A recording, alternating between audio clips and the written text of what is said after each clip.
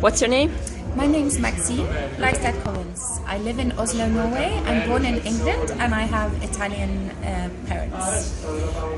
I work within the film industry, and I'm a course instructor around the world. I travel about 80% of the year. I'm also fifth generation vegetarian from my Italian father. All my family have been big athletes, swimmers, boxers, very into health and fitness. I have inherited, as a child, I was grown up with organic, whole meal, wholesome food, vegetarian. As I grew up, I kept these habits, and as I travel, it takes a great deal of planning for me. I eat mostly organic foods, mostly vegetarian. If I can find organic wild fish, I eat this as well. When I travel, I usually have to pack and make and prepare and order stuff that I can bring with me. For example, a hotel breakfast is actually, I'm allergic to eggs. That could have been a solution, but it's very difficult for me.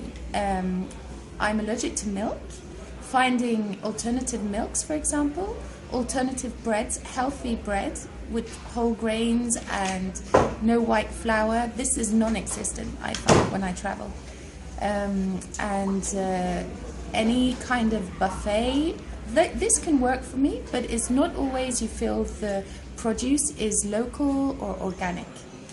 And it really annoys me. It makes me feel, I always feel a little bit ill when I come back from my travels, and that's due to the fact that I have not been able to find the correct foods. And normally when you have to choose a hotel or a restaurant, what's your habits? Are you going to internet, or what do you do? Yes, I go to the internet, or I ask people I know in my network. And which kind of researches do you use to do on Google? Sometimes for example, if I want to find a restaurant, a vegan, raw food restaurant, I will just put this into Google and the place I'm staying. I can use TripAdvisor, hotels.com. When I travel to faraway places, I can use Lonely Planet. I like the way Lonely Planet can give you some tips that are not too commercial. Okay, and what can you suggest to hoteliers or to restaurant entrepreneurs? What solution do you expect to find, or what you can suggest to them to do for you? I could suggest that they would pay more attention to nutrition, for example.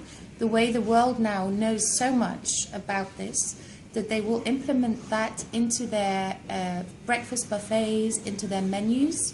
They could have vegan alternatives, gluten-free alternatives, but often gluten-free you can find in a restaurant, but in a hotel. But it's not quality. The quality is really bad of gluten-free products, usually with wheat, you know, like lots of sugar, yeast, that kind of thing. I think they could hire a nutritional expert for their hotel, and they could put together a special kind of dietary needs. Also normal food for the normal people, but also a much greater selection. Do you think vegetarian, vegan, that kind of people are just a niche, or they are more people? Sorry, what was the question? Vegan people, vegetarian, or people with allergy to food, are they niche, do you think, or? No. I mean, I live now in Scandinavia. Maybe there's less vegetarians in Scandinavia because of the climate. But I think generally in the south of Europe, England, America, there's many, many people are into vegetarianism, veganism, raw food, organic produce, local produce. What would you say to that entrepreneurs that think it's a cost for us? It's just a cost. If we have to implement this kind of foodstuffs, for us it's a cost. What would you respond to them? I think the cost they would get back for it would be an investment in spreading a very good rumor for that special hotel. It will attract more people that care about health, care about nutrition. Many highly successful people, many successful business people, they are educated in this field. And I think people that travel, they need to perform often, whether they're on holiday, whether they're on a course, whether they're doing business. They need to feel good because they're not in their home, and they need the opportunity to be as healthy as they could in their own home. Thank you very much, Maxine. You've been very helpful. Thank you. Thank you.